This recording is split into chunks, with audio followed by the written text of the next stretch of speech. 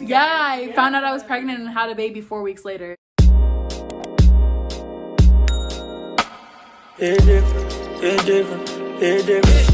Hi friends, aloha no holoha, this is Riley K and welcome back to my channel. So this is a little more of a serious video. I'm a little excited and nervous to film it just because I've only told like a select few the whole detailed story. So a lot of my friends and people that know me have been looking forward to this video. But basically I'm gonna be telling my pregnancy story time. Okay, I'm just gonna put a little disclaimer here that I have not planned out this video, or like I didn't write any notes. I just kind of wanted it to be a little organic. So if I'm a little back and forth, then that's why. So with that being said, let's dive right in. For those of you who don't know, I have a 11-month-old daughter. I have a very unique story because I did not know that I was pregnant until I was 8 months pregnant. On December 7th, the day that you guys are seeing this video, of 2019, I found out that I was 8 months pregnant. Around what would have been the 7-month mark, I realized that I was just getting like a little like pouch. Like, I don't know, I just felt like I was getting bigger. And I didn't think anything of it just because I, was still having a period. I've always had a regular period, so it wasn't every month, but I still was having a flow. It was light, but it was there. Well, I didn't think anything of it. I just thought it was like the burger that I ate yesterday and the day before and the day before. And I was snacking at the time. I was working an office job, so like me and my coworkers were always snacking and going out to dinner and stuff like that. So it just kind of made sense that I would have a pouch. Around the 7-month mark, I started to get a little bigger. And, I just like thought kind of like the same thing. It kind of raised some concern in my head, but not too much to where I was like freaking out or anything like that. And I remember that my dad would keep asking me like, Riley, are you pregnant? And I'd be like so offended, like, no, like, why would I be pregnant? Like, so I would just tell him like, no, I'm not pregnant. Like, why do you keep asking me that? Like, And then December 6th rolls along. And now December 6th was a Friday night, and my mom pulled me into the garage and she talked to me in private and she said, Riley, are you pregnant? And I was like, no, like, why do you guys keep asking me this? And she felt my stomach and she was like, oh my God, you're pregnant. And basically my stomach was like hard. And like, I didn't think anything of it. Like, it wasn't super noticeable to me, but she felt it and she was like, you're pregnant. So she had already bought me a pregnancy test just because she kind of already felt like I was pregnant. She bought me a pregnancy test. They were going out that night. So she was like, just take this. We'll talk about it when we come back. So I took the test and it was positive. And that was like the most emotional moment of my life because it's like, I knew that I hadn't had intercourse since the time that I had conceived. So I was just like, what in the world? Like, how could this be happening right now? So I'm already freaking out because I'm like, this is the only way that I could have been pregnant. Like, which means that I'm way far into this than you would expect to be. Like, when you're finding out that you're pregnant, you would expect to be maybe a couple weeks, month, like whatever, right? No. So I was like, there's no way, like, there's just no way. So I'm like praying, I'm like crying, I'm just like, and at this time, like, I couldn't tell anybody. That was terrifying. And they had just left, so I had to wait for them to come home. They were gone for a few hours. They came back and my mom asked me like, was it positive? And I said, yes, it was positive. And we had to tell my dad together. My dad acted as a dad would. It was a very, very emotional time. It was terrifying for me. And obviously, like, I didn't have the chance to kind of process anything just because I told my mama it had to have been April. That was the only time, She was like, that would put you at 8 months pregnant. And I was like, I guess so. I know my best friends back here like, oh my God. So I was just like, okay. So it was already nighttime, so we couldn't go to the doctor, but we decided that we were going to go to the doctor first thing in the morning. Mind you, my stomach was still like small at this point. Like, like I said, I had a pouch, but I was still wearing my regular clothes. I was still wearing my regular jeans. They were buttoning up fine, pulling up. I didn't have to do any like extra bounces or anything like that. Like, it was just normal. We go to the doctor the next morning. Obviously, my dad's upset. He's kind of calmed down at this point. So I'm still freaking out, but we go to the doctor the next morning, and obviously, like, they're tripping out too. Like, what do you mean you didn't know you were pregnant? Like, blah, blah, blah. And I was just like, I just didn't know. And so they're over here, like, thinking, maybe you're like 3 months or like whatever the case may be. So I kept telling them, like, no. So they did their little test, and they told me, it looks like you're 8 months pregnant. Like, there's a full-grown baby in there. And I Oh, I was just terrified. They couldn't tell me the gender at the time. And at this point, like usually they'll do the ultrasounds at a certain point and they are able to tell you the gender and things like that. But it was just very, very difficult because I already had a whole bunch of fluid in my belly just because I was so far along. It was like difficult for them to tell anything at this point. Other than that, the baby's heart was beating. When we went to the hospital was the very first time I ever felt a kick. I would feel like fluttering, like obviously now that I think back, like I felt fluttering in my stomach, but I always thought it was just like butterflies or like my stomach was growling or like it wasn't ever any like a full forced kick. First time that I felt Samara kick was that day in the hospital when they were doing the little thing and they were rubbing the thing on my belly almost as if like she knew. So that was the first time I felt her kick. I heard her heartbeat for the first time and I just like bawled. Like I was just crying that whole day. Like it was just so emotional. And I was very blessed. Even though my dad was upset, he was still there to support me. My mom was there to support me. My sister was there to support me. And again, at this point, nobody knew at this point other than my immediate family. We left the hospital, you know, everything from what they could tell, the baby was healthy. There was no any like underlying health conditions, nothing like that. So I woke up the next morning, full grown belly. I kid you not. I went to sleep that night. My stomach was the way that it was. I was still fitting into my jeans. I woke up the next morning and I had shot out. I went downstairs and my parents were like, where did that belly come from? I truly believe that God was working in this situation because there is no way that from one day I was wearing my regular jeans, you know, chilling, had a little pouch. The next day, I literally wake up, not even 24 hours. I wake up and I have a full grown belly. I had to go buy maternity pants. This is the point where we start telling people, we start telling my grandma, grandpa, people. And obviously I wanted to tell my best friend so bad, but my parents were like, you need to tell her parents first, just out of respect, because they are like a second parents to me. So I ended up having to go to her parents' house or her house, and she was at school at the time, so she wasn't even there.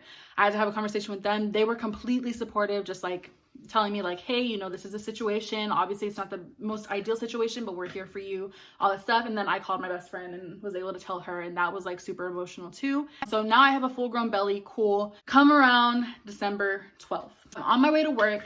I'm driving down the 805 and it's a whole bunch of traffic because I was working the morning shift and there's obviously a whole bunch of traffic. We're slowing down, we're coming to a stop. This huge F-150 behind me didn't get the memo and he's not stopping and he's going like 45 and he slams into me. I slam into the car in front of me, they slam into the car in front of them. It was that big of an impact.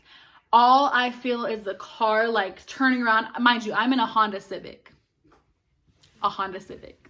My car's turning around, like I feel it like fly and I'm just like screaming and I close my eyes and I open my eyes and I'm on the side of the freeway. My car is smoking. The airbags have deployed. But when I tell you that I felt nothing, I'm sorry if I get emotional. I felt nothing. No impact from the airbag. Sorry. I felt no impact from the airbag. I felt no impact from the accident. Like I felt the car like move. That's all I felt. It was a sudden rush and that was it. I have a full grown belly. That airbag was in, like it was out. It was in front of me like and I sit very close to the steering wheel because I got some short legs. Thank you. I have some short legs. And so there's no way that shouldn't have hurt my baby. Like, you know what I mean? But God. So obviously the cops had to get involved. I called my dad. He was like rushing over there. Because I was pregnant, they ended up having to take me to the emergency room. Like I didn't have an option. They had to take me in an ambulance, had to take me to the hospital, especially because of how far along I was. So they take me to the hospital. They said that they found fetal blood cells in my bloodstream, meaning that the baby was bleeding. So I ended up having to stay overnight at the hospital.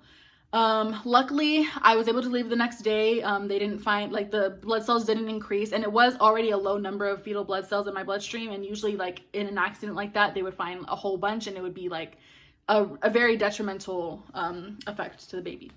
After that, we were completely healthy. Baby was healthy. I was healthy. We're good. After that, my car was totaled, obviously. We ended up having to get a new car, which I'm very thankful that we had the means to. And mind you, so that was that car accident. I was in another car accident before I even found out that I was pregnant. And in July. It was a June or July. It's the fair in June or July. What? The fair is in June. The fair is in June. So in June 24th, we had the San Diego County Fair, and we were performing there, but my best friend and I went on every single roller coaster there, not knowing that I was pregnant. Okay, so at that time, I was 2 months pregnant, and I was on roller coasters. So like already this baby is a miracle. Like there's no way that I have had no prenatal care, going on roller coasters. Luckily, I was eating very healthy. I was taking care of myself. I was not doing any drugs. I was not smoking, drinking, like none of that. Like I was taking care of myself. But I was in roller coasters. I was in 2 car accidents. Like she's definitely a miracle, and I knew that. I did have a scheduled ultrasound, and they weren't positive because, like I said, I had so many fluids in my body, or so much fluid in my body, that they couldn't really tell. But their estimate was that it was a girl. So this whole time, like, I'm planning for it to be a girl. I was just assuming that she was a girl. We just went with she was a girl because I felt in my heart that she was a girl. That was like the best estimate that they could give me. Then came the time for me to pick a name for her. So I definitely wanted her name to mean something. I wanted to pick a name that was meaningful. I'm not the type of person to name my kid something very generic. I was gonna use a name, but I don't want to offend anybody. So use something like very generic. Came across the name Samara. And Samara means protected by God in Hebrew. And as soon as I saw this name, like I knew that like it was perfect, especially considering all of these things that have happened. So that is how I picked her name. The next name that I chose was, I wanted her to have a Hawaiian name, because I have a Hawaiian name. My sister has a Hawaiian name. Her Hawaiian name is Mahealani, which means divine mist. She has another Hawaiian name, and it's Kalea, named after my sister, in honor of one of her Hawaiian names. And then I was like, I need another one, because me and my sister both have 3 middle names. So I was like, I need another one. My grandma, she recently passed away this year, but her name is Rosie. And so I wanted to do like an homage to her as well in her name. So I decided to name her Samara Rose. So that was the story behind her name. Then comes the baby shower. We were gonna do the baby shower on the 28th. I'm glad that we didn't, because I gave birth on the 29th, but we did her baby shower. It was an amazing turnout. We did it on the 15th. So it was 3 days after the car accident. That's insane. It was 3 days after the car accident. I didn't even realize that. But yeah, we did the baby shower 3 days after the accident.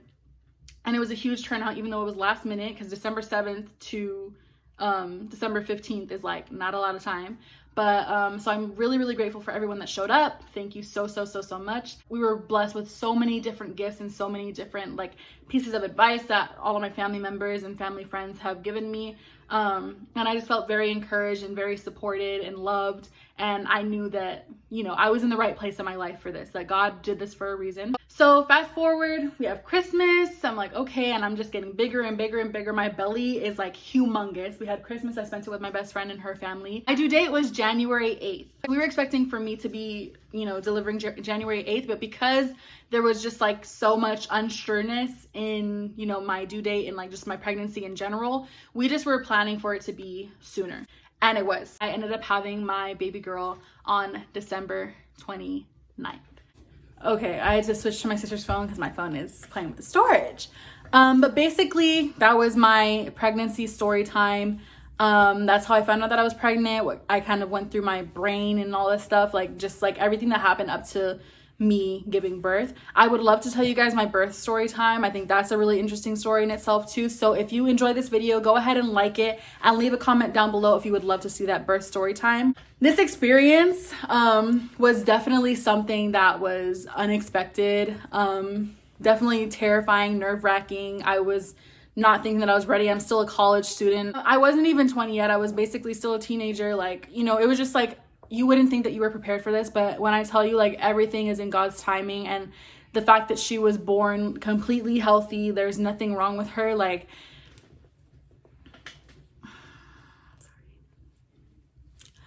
God does everything for a reason, and he puts things in his timing. And I can't even imagine like how I would be feeling if, you know, I didn't have to shape up and get my stuff together, you know, be an adult and just face the fact that I was gonna have a baby in a few weeks. Like, and I, what? That's crazy. Like, you really like, oh, I'm pregnant? Okay, we're life together. Yeah, I found out I was pregnant and had a baby 4 weeks later. Literally, Samara is the best thing that's ever happened to me, and I wouldn't change anything about it. I wouldn't change the time that I found out. I wouldn't change anything. I literally love her so much, and none of us, my best friend, my parents, like, nobody that has ever met her could imagine their life like without her. Just the story in itself is a testimony to trusting God and understanding that no matter what you're going through, no matter what he puts in your way, he will never put more on you than you can bear. Not the aw. But with that being said, I hope you guys enjoyed this video. If you liked it, please give a big thumbs up. If you would like to hear my birth story time, go ahead and leave that comment down below. That's all for this video. Bye friends. Aloha no aloha. It's different, it's different, it's different.